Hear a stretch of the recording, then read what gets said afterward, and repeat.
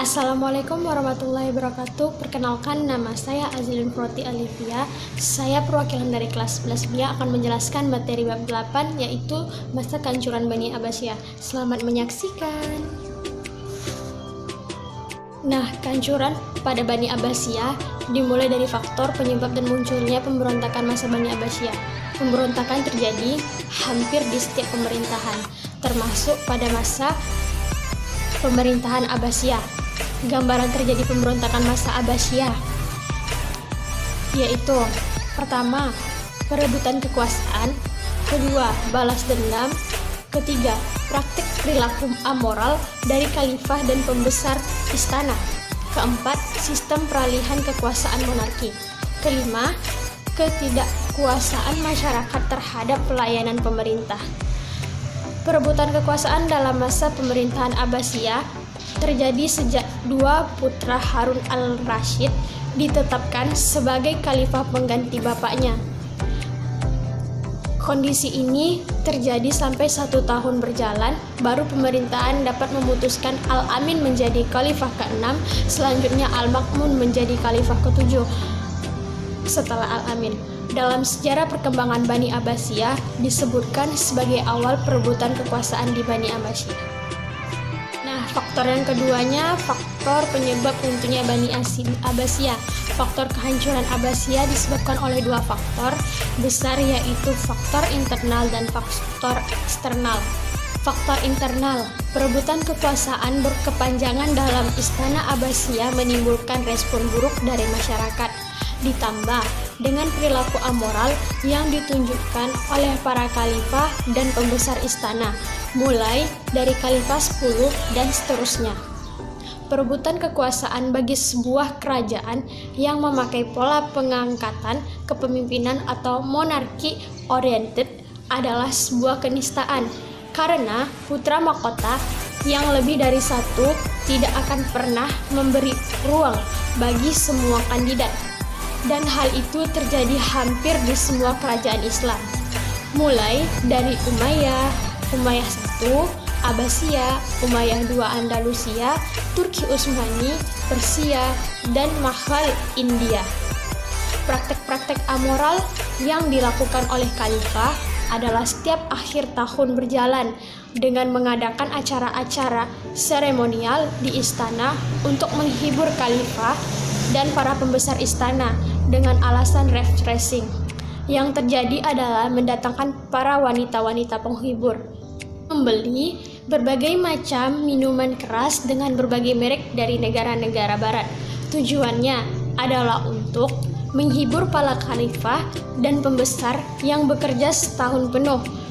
Pertanyaannya adalah, apakah tidak ada cara lain untuk menghibur khalifah dan para pembesar selain yang amoral tersebut? Kenyataannya, dalam sejarah bahwa acara-acara tersebut yang dipraktekkan secara rutin oleh para pembesar istana. Akibatnya adalah bisa dibayangkan bahwa masyarakat benci kepada para khalifah dan pembesar. Kebencian terhadap pemerintahan Abbasiyah itu merata hampir di seluruh wilayah Abbasiyah. Puncak ketidaksenangan masyarakat itu adalah banyak wilayah yang lepas dan minta merdeka dari pusat pemerintahan Abbasiyah. Dalam sejarah Islam, kondisi ini disebut masa disintegrasi.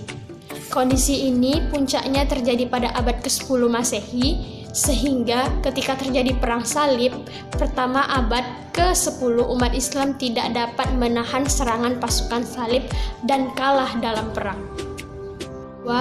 Faktor eksternal, 505 tahun perjalanan Bani Abbasiyah memberikan pengaruh besar terhadap perkembangan peradaban dunia, terutama pada periode klasik atau abad pertengahan. Tumbuh pesatnya ilmu pengetahuan pada abad pertengahan tersebut menyebabkan umat Islam lengah dan selanjutnya menjadi hancur. Ada beberapa proses yang menyebabkan umat Islam menjadi lemah dan kemudian hancur dari luar. Pertama, wilayah Abbasiyah yang terluas. Luasnya wilayah Abbasiyah menyebabkan banyak wilayah yang secara geografis jauh dari pusat pemerintahan Baghdad tidak dipantau dan dibina secara intensif oleh pemerintahan Abbasiyah.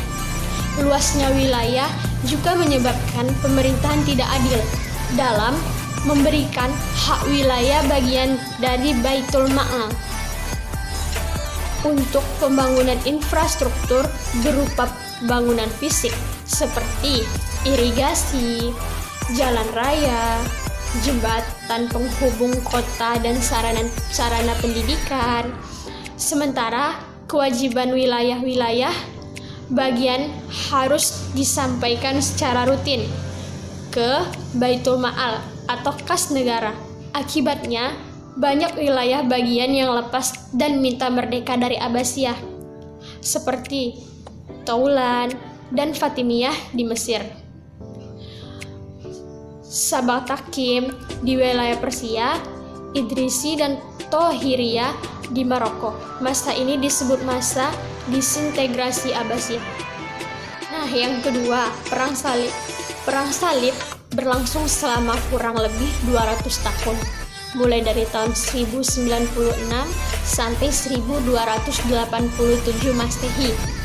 Perang Salib berlangsung di wilayah yang merupakan pusat-pusat perkembangan Islam, di mana banyak fasilitas pendidikan dan fasilitas umum yang rusak, seperti sekolah, masjid, istana, dan lembaga-lembaga pemerintah atau umum yang rusak. Selain itu, banyak masyarakat yang ikut korban akibat dari perang yang berlangsung selama kurang lebih 200 tahun, baik itu dari pihak Nasrani maupun dari pihak Islam. Nah, yang ketiga, serangan tentara Mongol.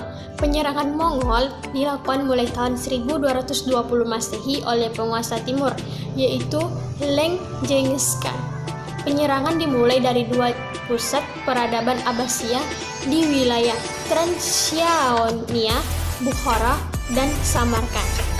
Selanjutnya, penyerangannya dilanjutkan ke daerah Abbasiyah lainnya, Uzbekistan, Turkistan, Armenia, daerah sampai ke Anatolia.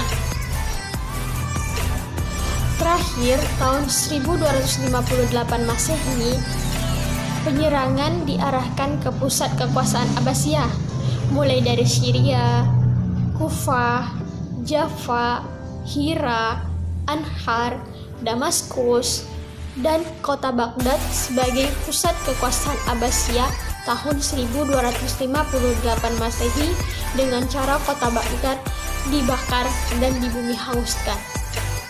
Keempat, berdirinya Turki Utsmani. Berdirinya Kerajaan Turki Utsmani tahun 1292 Masehi dengan membawa misi untuk menyelamatkan wilayah-wilayah Abbasiyah yang telah dihancurkan pasukan Mongol.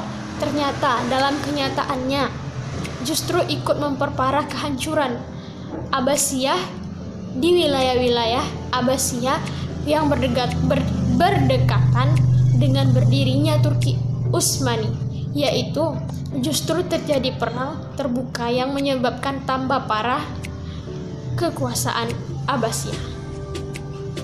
Nah, sekian penjelasan dari saya. Apabila ada kekurangan, mohon maaf. Assalamualaikum warahmatullahi wabarakatuh.